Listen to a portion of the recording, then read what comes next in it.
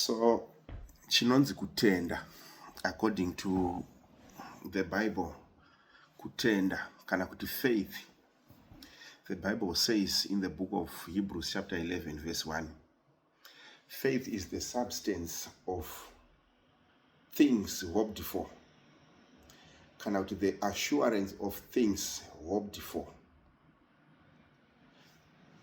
the evidence of things not seen. Kureva kuti kutenda rusimbiso, assurance, rusimbiso rwezvinhu zvekuti hauzvioni nemaziso kudai, but unonzwa nezvazvo. Kana wazvinzwa moyo wako wobva wazvitenda. Kana wazvitenda mumwoyo unotanga kutozviona mumwoyo kuti izvi zvinhu zvandanzwa izvi zviriko and zvino exista. Ndo kunonzi kutenda, ndo inonzi faith iyoyo. Evidence yezvinhu zvausina kuona but uchizvinzwisisa nekuzvitenda kuti zviriko iwe usina kuzviona. Uchapupu hwezvinhu zvausina kuona asi uchinzwisisa kuti zviriko, according to the book of Hebrews chapter 11 verse 1. Ndo zvainotsanangura kutenda rusimbiso rwezvinhu zvatisingaone asi zvatinotarira nemoyo, tisingazvione nemeso edu kudai. Saka ukatarisa how faith is defined in the Bible ne the way yatinoita kana kuti yaunoita kana kuti yandinoita inini, kuti zvandinoti inini ndo zviri mukutenda kana kuti kwandinoti kunamata Mwari kwekutenda uku, nezvandinenge ndichiita versus kunamata Mwari kunodiwa naMwari kwakanyorwa mushoko raMwari. Kwekuti kunonzi kutenda, kutarira nemoyo, kunzwa kana wanzwa wotenda nemoyo, zvawatenda izvozvo wotanga kuzvitarira nemoyo. Kana uchizvitarira nemoyo, then it means kuti uri kuzvitarira in spirit. Ukadaro manje ndiko kunamata Mwari ikoko, because God is spirit, and vanomunamata according to John 4 verse 22 to 24, vanonamata Mwari vanomunamata mumweya nezvokwadi. Saka kunamata Mwari mumweya ndiko kutenda. Kutenda ndiko kunamata Mwari mumweya, and kutenda uku zvakuri kunamata Mwari mumweya zviri kureva kuti hapana chinhu chinogona kutova chine chekuita nekutenda kana nekunamatwa kwaMwari, chekuti unotochitarira ukachiona nemaziso kudai wobva watoti ndinotenda kuti chino zviriko izvi. Hapana kutenda ipapo, because uri kutoona zvinhu izvozvo. Saka hapana faith. Hapana faith, hapana assurance of the things hoped for ipapo, because uri kutozviona, unenge uchitozviona nemaziso ako, saka hakuzi kutenda. So nekumwe kutaura kusingafadze vanhu vakawandisa zvekuti kana tichitarisa how faith is defined in the Bible nezviri paground kudai, so unoona kuti vanhu vakawanda vanoti vari mukunamata Mwari, but kuri kuzvifadza hako nenhema, chisiri chokwadi. Because tikadzoka pashoko raMwari tati shoko raMwari, kwete inini kana anyone, but shoko raMwari, John 4 verse 22 to 24, rinoti yatokwana nguva nazvino yatovapo yekuti vanonamata Mwari Baba vamunamate mumweya nezvokwadi. Baba vanotsvaga vanhu vakadaro. Verse 24 ndobva yati Mwari ndimweya, vanomunamata mumweya nezvokwadi. Saka kana radaro shoko rati vanonamata Mwari vanomunamata mumweya nezvokwadi, zvatoreva kuti outside the spirit hapana chinhu chinonzi kunamata Mwari. Kunyangwe kukava vanhu vakatoti vari kunamata, but kunamata ikoko hakuzi kunamata Mwari mweya, because Mwari mweya haanamatwe munyama asi anonamatwa mumweya. Ndo saka zviri kunzi faith rusimbiso rwezvinhu zvatisingatarire nemeso tichizviona kudai, but zvatinonzwisisa nemwoyo kuti zvinhu zviriko izvi zvinoexista tisina kuzviona nemaziso, but tongonzwisa totenda kuti zviriko. Kana tatenda kuti zviriko, tobva tanamata pane zvatiri kutenda kuti zviriko izvozvo, tichinzwisisa kuti ndo upenyu husingaperi huriko muna Jesu Kristu kuburikidza nekutenda. Saka upenyu husingaperi uhu tinohuwana nekunamata Mwari. Kunamata Mwari kwacho tinokuita mumweya. Saka kana tichinamata Mwari mumweya, tine tariro yeupenyu husingaperi. Upenyu husingaperi hwachona tariro yacho tinayo mukutenda.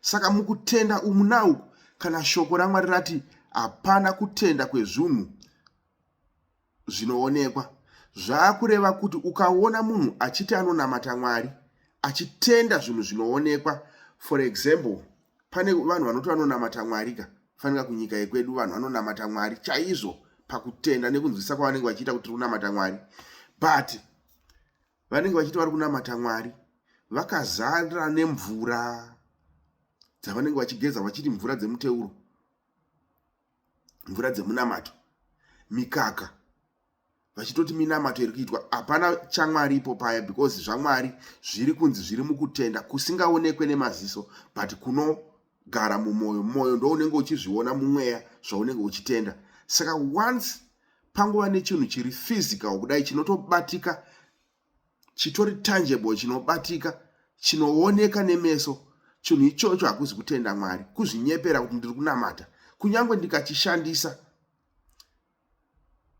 but hachina simba raMwari, but chine simba renyika, nekuti simba renyika rine mumwe anaro, asiri Kristu. Kristu haana simba renyika, asi ane simba remweya. Simba remweya ndiro rinobva mukutenda. Saka kana munhu achishandisa matombo achiti ari kunamata, verses Hebrews chapter 11 verse 1, unogona kuzviverengera wega. Kana waverenga iwewe wotarisa zvauri kuita, kuti ndiri kushandisa matombo, ndiri kushandisa mvura, mukaka, mazai, marist band, zvakambokurumbira zviya, zvimarist band, ipapo hapana kunamata Mwari, because according to what Hebrews chapter 11 verse 1 is saying, zvinopesana. Saka kutenda rusimbiso rwezvinhu zvatinotarira nemwoyo kwete nemeso. Tobva tazviona nemwoyo kwete nemeso, tobva tanzwisa kuti zviriko zvinhu izvozvo, and then go yedu kubva pamwoyo yobva yava yekuti zvatiri kuona nemwoyo izvi toda kusvika ikoko, tototanga jeni kufamba rwendo tichinamata Mwari mumwoyo nekutenda. Ndo kunamata Mwari mumweya ikoko.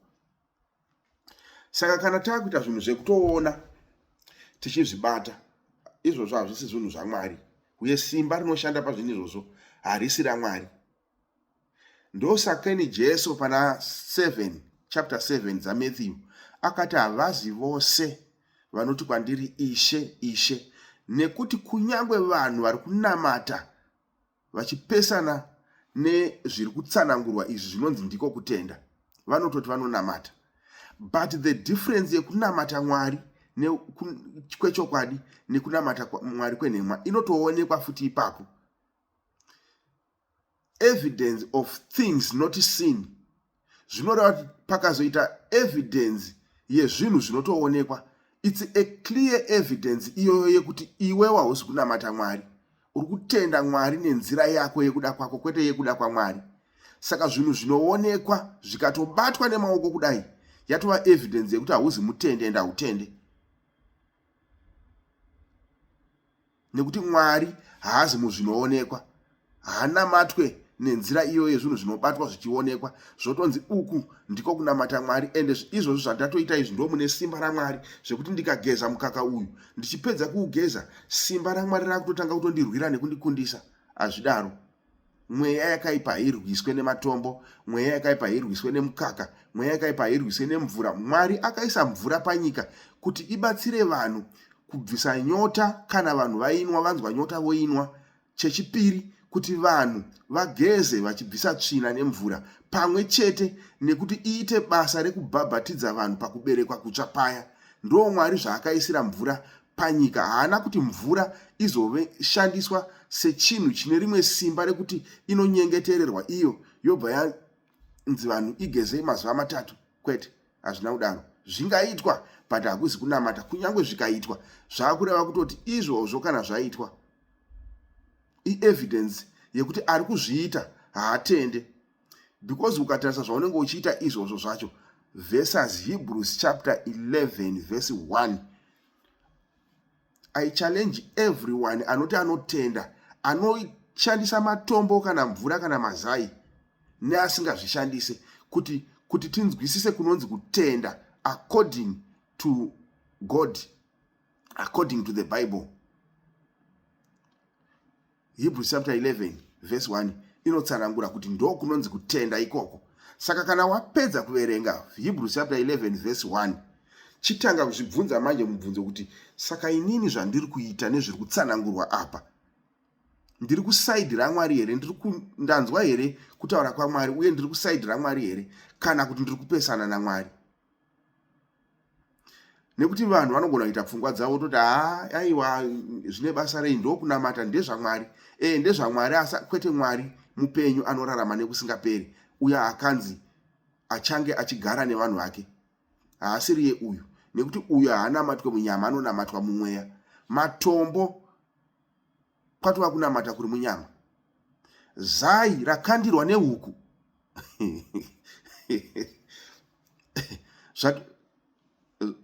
vanhu vanenge vakutonamata munyama vakadaro. Saka kutenda hakusi mune zvese izvo. Kutenda kunzwisa kuti kana ndichitambudzika ndichatambudzika asi ndiri muna Kristu. Kana rugare ruchauya ndiri muna Kristu, kana kutambudzika kuchauya ndiri muna Kristu.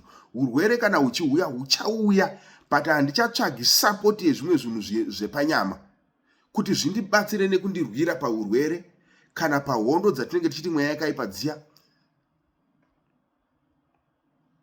But ndicharwa kurwa kwangu nenzira nemutoo wekunamata Mwari nemutoo wemweya, sezvo hatirwe nenyama neropa.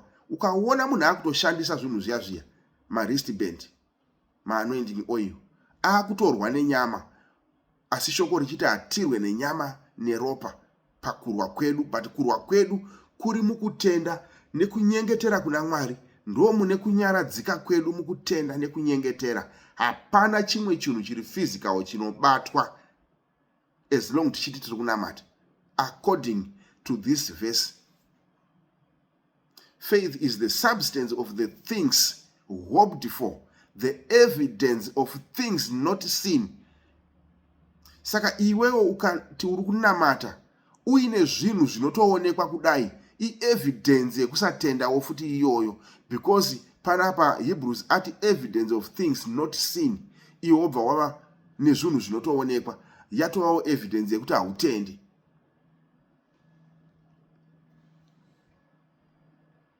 Ndo zviri kutaurwa neshoko raMwari. Vari kuti ndo kunonzi kutenda. Ishoko raMwari radaro kwete inini. Ndo sakeni tichiona kuti after the establishment of the New Testament, after vanhu vatanga kuparidzirwa vhangeri yekutenda, hapana kuzombowanikwa zvinhu zvatinoona nhasi izvi. Hazvina pazvakazombowanikwa kuti vanhu vaitoita kiu vachipiwa matombo, mazai, vachiuya nemvura dzichinyengetererwa, vachipiwa anointing oil. Zvese zvichiitika, zvingaitika zvikakurumbira, zvikaitwa nevanhu vakakurumbira, vosimuka chaizvo paupenyu hwepanyika, asi it still hazvichinje position yaMwari, nekuti God is not moved nekuti pana nhingi azokurumbira akapinza vanhu mukunamata kwakadai ende vanhu vari kutenda izvozvo, kunyange zvikakutofambira vanhu. Because Jesu akatoti mweya wakaipa uripo, Satani mweya wake uripo, une simba uri kutoti unogona kutoti gomo ibvapa richitemba zvikaita sekudaro, but chiri kutsvagwa kuti vanhu vapinde mukuparadzwa. Saka pekupedzesera kana Mwari agara pachigaro chake chekutonga, mumwe nemumwe akutongwa pamusoro pezvaakabata nezvaakaita nemuviri, panguva ino yeupenyu huno mumuviri ino. Wese akanamata zvinopesana nezvakarayirwa naMwari izvi haasi kuzowana mugove weupenyu husingaperi. Jesu anototi ndichati kwavari ibvai kwandiri vaiti vezvakaipa. Saka kutenda kwezvinhu zvinobatika zviya kuita zvinhu zvakaipa pamberi paMwari, nekuti Jesu achati ibvai kwandiri vaiti vezvakaipa, nekuti muchatomuti takanamata wani muzita renyu iye kuti handikuzivei. Sei ari kuti handikuzivei? Nekuti makazointrodusa kunamata kwenyu kwamakafunga, mukararama makuri kusvikira pakutonga kwashe. Zvino Ishe haavhiringidzwe nezvinhu zvakadaro. Kana akambotaura achiti Mwari haagare muzvinhu zvakaitwa nemunhu, ozogara mumvura, mvura yaakaita iye, akati inwai mvura iyi muigeze ibvise tsvina pamuviri yenyu, mubhabhatidzwe. Imi mozoitora muinyengeterera muti chiendai munoigeza mazuva 3, mazuva 2. Mazai ehuku dzakaitwa naMwari zvose zvakaitwa nayeka. Matombo, pane unyengeri hwaSatani hwakasimba ipapo. Nekuti basa raSatani kuuraya nekuparadza. Saka kana basa raSatani kuri kuuraya nekuparadza, ari kuuraya chii? Ari kuuraya vanhu mweya. Vanhu vototanga kutenda zvinhu zvisiko. Munhu anoshingirira zvokushingirira zviye ndo zvinoita kuti vanhu vatravele kuenda madistance akarebesa from Zimbabwe to Nigeria, vamwe from Nigeria to Zimbabwe. Inenge iri besanwa kudai mumhepo umu, vanhu vachipesana. Kuri kuendwa nezviri kuenderwa, kuenda kunotsvaga munhu waMwari nekunopiwa minyengetero iri physical. Ivo Mwari vachiti anomunamata unomunamata mumweya nezvokwadi. Vanhu vari kutravela everywhere kuenda kunotsvaga minyengetero iri physical. Ndo zvinototungamirira. Saka nimuchizoona vanhu vachizopinda muurombwa, mukuromba, it's because of that. Because mweya iwoyo unosunda munhu kufambira zvinhu zvakadaro. One day unomusunda kuti apinde mukuromba futi. Because kuromba kunonotambidzwa munhu sekunotambidzwa kunoitwa vanhu minyengetero iri physical. But kunamata Mwari kuri mumwoyo, hakutambidzwe munhu nemumwe munhu. Chinogamuchidzwa munhu pakunamata Mwari i-teaching inosimbisa munhu kuti arambire mukutenda kwemweya, kwete dombo, kwete oil. According to this scripture, Hebrews chapter 11 verse 1, you can read it pachako iwewe. Kana waiverenga, ask yourself kuti saka zvandiri kuita izvi ne zviri kunzi naMwari ndizvo zviitwe zvakamira sei. Saka muprofita wandiri kutenda ari kunditendesa zvinhu izvi nezviri kunzi naMwari zviitwe. Muprofita uyu akamira sei? Ari mukunamata Mwari mumweya nezvokwadi here? Uye ari mukutenda here kuri kutaurwa uku? Kana taakutaura nyaya yekutenda nekunamata Mwari, hapana anything chiri material chatinogona kutaura nezvacho chingawanikwa pakunamatwa kwaMwari. Kunamatwa kwaMwari kungori mukurumbidza Mwari nemwoyo, kunobva pamwoyo, nekunyengetera. Kunyange hondo ukatodziona kuti dziri kuuya, mweya yakaipa ukanzwa kuti iri kuuya, chaungaite kunyengetera. The only tool inorwira munhu kunyengetera. Ende kunyengetera hakuzi munyama, kuri mumweya.